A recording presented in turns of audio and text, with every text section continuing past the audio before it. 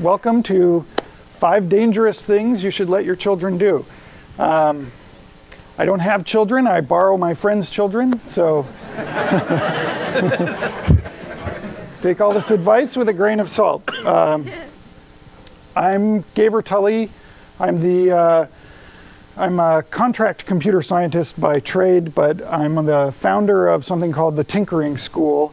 It's a summer program which aims to help kids learn how to build the things that they think of. So we build a lot of things, and I do put power tools into the hands of second graders. So if you're thinking about sending your kid to Tinkering School, they do come back bruised, scraped, and bloody. So,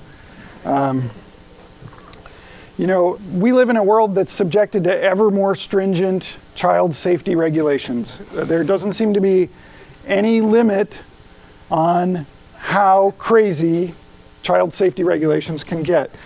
We put suffocation warnings on every piece of plastic film manufactured in the United States or for sale with an item in the United States. We put warnings on coffee cups to tell us that the contents may be hot. And we seem to think that any item sharper than a golf ball is too sharp for children under the age of 10. So where does this trend stop? When we round every corner and eliminate every sharp object, every pokey bit in the world, then the first time that kids come in contact with anything sharp or not made out of round plastic, they'll hurt themselves with it.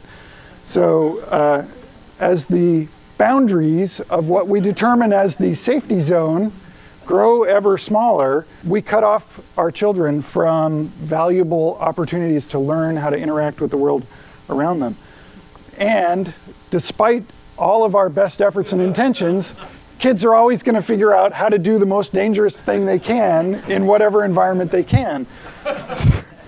So, despite the provocative title, this presentation is really about safety and about how some simple things that we can do to raise our kids to be creative, confident, and in control of the environment around them.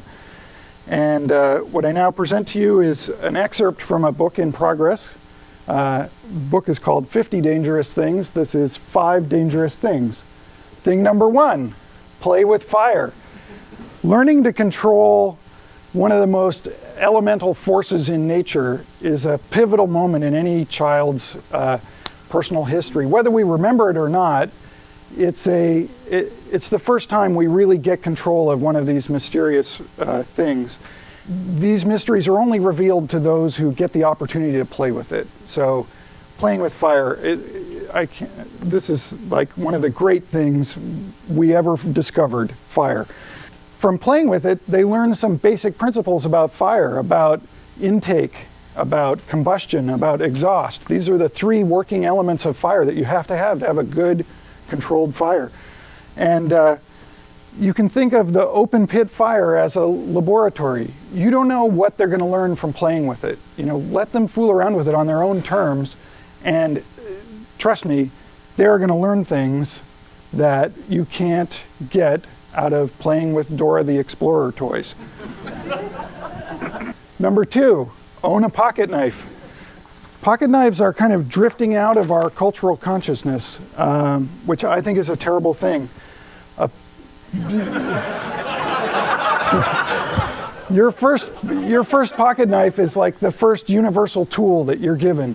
You know, it's a spatula, it's a pry bar, it's a screwdriver, and it's a blade, yeah. And it's a powerful and empowering tool. And in a lot of cultures, they give knives, like as soon as they're toddlers, they have knives. These are Inuit children cutting whale blubber.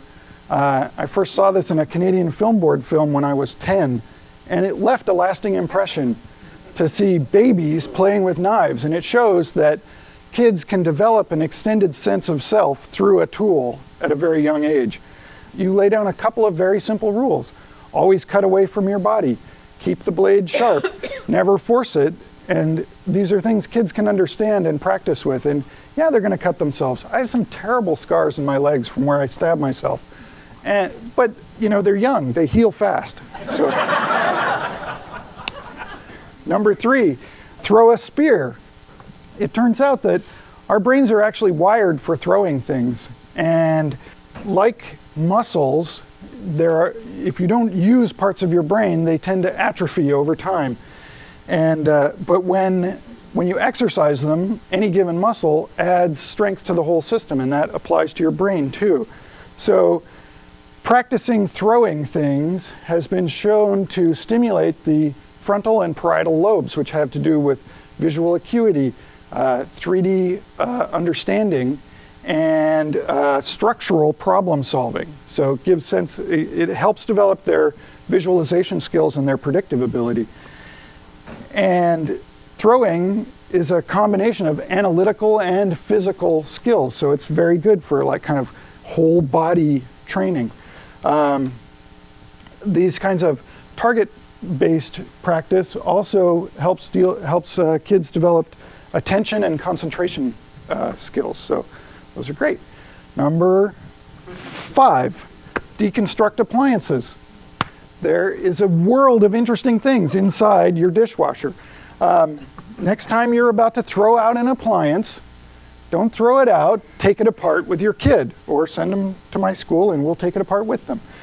Even if you don't know what the parts are, puzzling out what they might be for is a really good practice for the kids to get sort of this sense that they can take things apart, and no matter how complex they are, they can understand parts of them. And that means that eventually they can understand all of them. It's a sense of knowability, that something is knowable.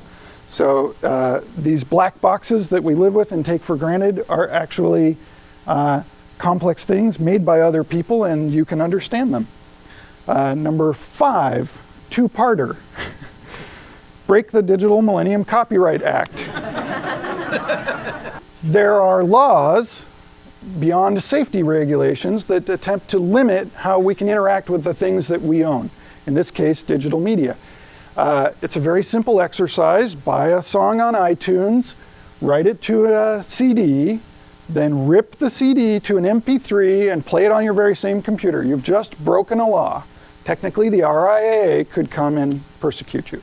It's an important lesson for kids to understand that some of these laws get broken by accident, and that laws have to be interpreted. And that's something we often talk about with the kids when we're fooling around with things and breaking them open and taking them apart and using them for other things. And also when we go out and drive a car. Driving a car is a really empowering act for a young child. So this is the alternate. For those of you who aren't comfortable actually breaking the law, you can drive a car with your child. This is a great stage for a kid. This happens about the same time that they get latched onto things like dinosaurs, these big things in the outside world that they're trying to get a grip on. A car is a similar object, and they can get in a car and drive it, and that's a really gives them a handle on the world in a way that it wouldn't, that they don't often have access to. So, and it's perfectly legal. Find a big empty lot, make sure there's nothing in it, and it's on private property, and let them drive your car. It's very safe, actually. And it's fun for the whole family. So, let's see, I think that's it. That's number 5.5, okay.